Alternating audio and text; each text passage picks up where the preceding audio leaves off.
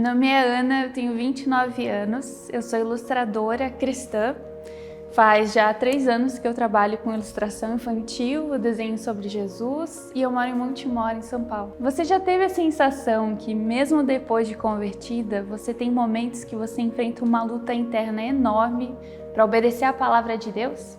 Pois é, você não é a única. Lá no livro de Gálatas, no capítulo 5, do versículo 16 ao 21, o apóstolo Paulo dedica esse texto a nos explicar o que acontece dentro de nós quando o assunto é se submeter ao Espírito de Deus e não mais ao pecado ou às obras da carne.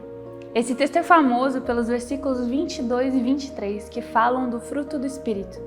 Mas eu quero conversar com você sobre a explicação que vem um pouquinho antes, pois aqui nós podemos entender por que parece tão complicado obedecer a Deus e observar o conselho para frutificar no Espírito. Vamos ler juntas? Eu quero analisar cuidadosamente esses detalhes do texto, pedaço por pedaço. O apóstolo Paulo começa dizendo: "Por isso digo, deixem que o Espírito guie a sua vida, assim não satisfarão os anseios de sua natureza humana. A natureza humana deseja fazer exatamente o oposto do que o Espírito quer, e o Espírito nos impele na direção contrária àquela desejada pela natureza humana. Essas duas forças se confrontam o tempo todo, de modo que vocês não têm liberdade de pôr em prática o que intentam fazer. Quando, porém, são guiados pelo Espírito, não estão debaixo dessa lei." E segue o texto com a lista das obras da carne que você pode ler depois. Segundo esse texto, existem duas forças dentro de ti: o desejo da natureza humana e o que o Espírito quer. E elas são opostas. É essencial entender isso. Olha só que interessante. Quando a palavra fala de obras da carne, ela diz que existe um anseio, um desejo por fazer o mal. Mas quando fala do Espírito, ela fala de uma direção.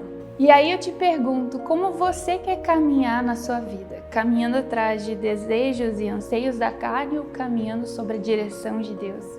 Deixe que o Espírito guie a sua vida. É o que o texto mais fala. Obedeça aos mandamentos do Senhor. Essa expressão, ser guiado pelo Espírito, que Paulo usa, também me faz lembrar de um outro texto dele, que inclusive eu já pintei um quadro sobre. Lá em Romanos, capítulo 8, versículo 12 ao 16. E olha que linda a conexão desses dois textos. "Portanto, irmãos, vocês não têm de fazer o que a sua natureza humana lhes pede, porque se viverem de acordo com as exigências dela, morrerão. Se, contudo, pelo poder do Espírito fizerem morrer as obras do corpo, viverão. Porque todos que são guiados pelo Espírito de Deus são filhos de Deus. Pois vocês não receberam um espírito que os torne de novo escravos medrosos, mas sim o Espírito de Deus que os adotou como seus próprios filhos. Agora nós os chamamos Abba Pai, pois o seu Espírito confirma com o nosso Espírito que somos filhos de Deus." Nesse texto há uma revelação profunda demais. Quem é filho de Deus é guiado por Deus. E para ser guiada pelo Senhor, você precisa entender que você é filha amada de Deus.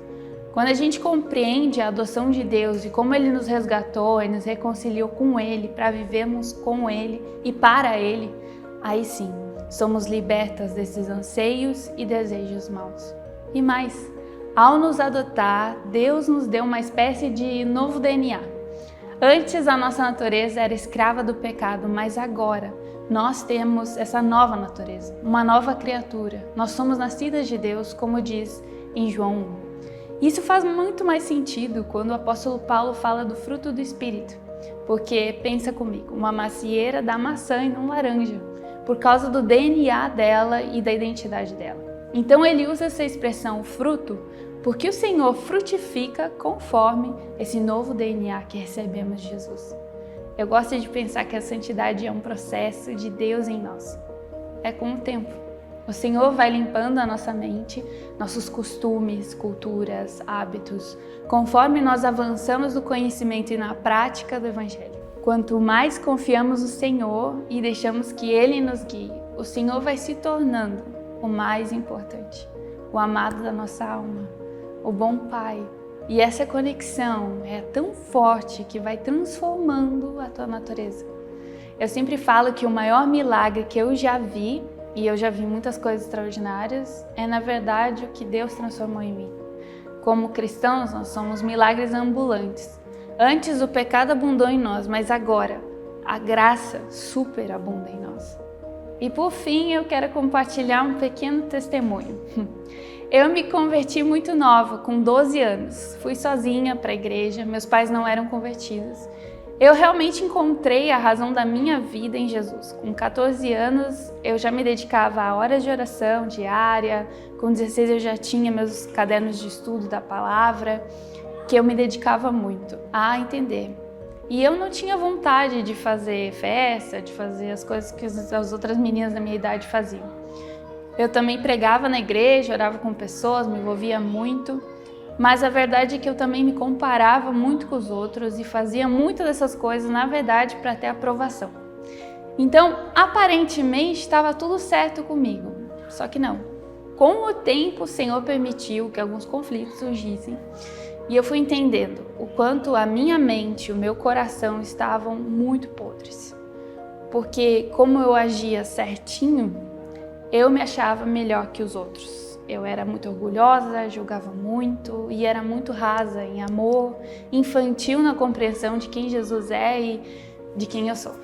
Quando eu finalmente me rendi e reconheci que era tão pecadora, que por fora tinha uma aparência boa, mas por dentro estava cheia de pecado, é que o Senhor começou a me guiar, pois eu entreguei o controle da minha vida para Ele. Eu entendo hoje que eu agi igualzinho aos fariseus. Sabe aquela expressão que Jesus diz, sepulcros caiados? Eu entendo bem o que ela significa. Depois de entender que eu sou alguém que não merecia, mas Jesus me escolheu me amar e me salvar, é que eu preciso dessa transformação diária. É que o Senhor começou a frutificar o seu fruto em mim. Eu tive que ter um encontro com a graça de Jesus, que me colocou no lugar certo, de filha amada e resgatada. E a verdade é que mesmo depois de todos esses anos, eu ainda preciso me lembrar todos os dias. Acho que é por isso também que eu desenho tanto sobre isso.